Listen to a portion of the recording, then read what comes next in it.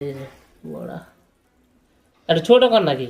আমরা আজকে একটা এমন জিনিস বানিয়েছি যে তোমরা দেখলে অবাক হয়ে যাবে। তো সেই জিনিসটা দেখো, এই যে মা এখন এখানে বানাচ্ছে তালের বড়া বানাচ্ছে গাইস। এই যে তেল দিয়েছে এই কড়াইয়ে, তেল দিয়ে তালের বড়া বানাবে।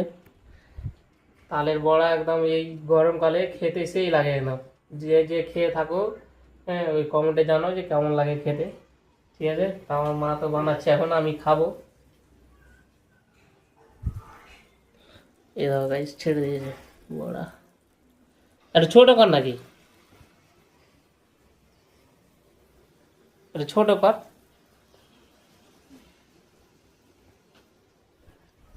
তো গাইস, আমরা তো এখন বড়া খাবো।